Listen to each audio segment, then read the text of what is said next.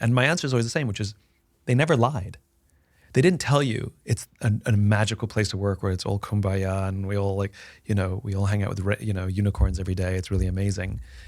They're very open about it, that it's very, very aggressive and very rough and very competitive. And even the people who love it only last 2 years because they burn out.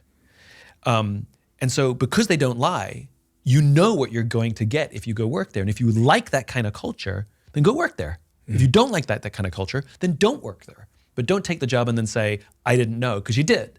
Like Apple, people say, well, Steve Jobs used to drive his people really hard. But you ask the people who loved working there, they will tell you, yes, it was hard and there was a lot of pressure, but I did the best work of my life.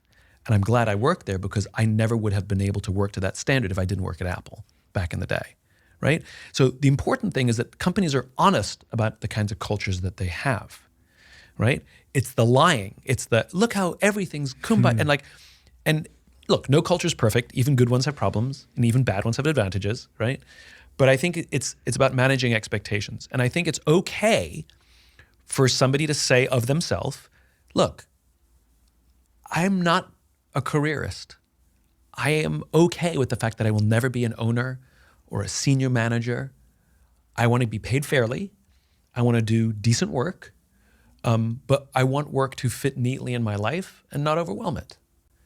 And I'm going to look for a job where that is possible. And I don't think we're at the point where we have total honesty on both sides yet.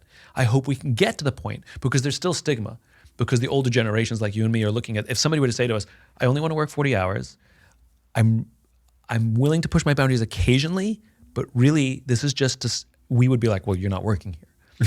So, so it hasn't normalized yet. Yeah. But I think it's just a question of being honest with oneself. And you're allowed to change your mind as well. Like, I've decided I do want to be a little harder driving, and I do have more ambition than I thought, or less.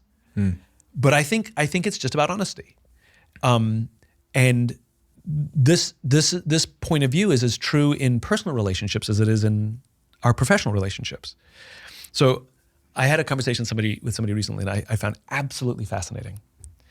And she is polyamorous. She has 4 boyfriends, right? And she is very open about it.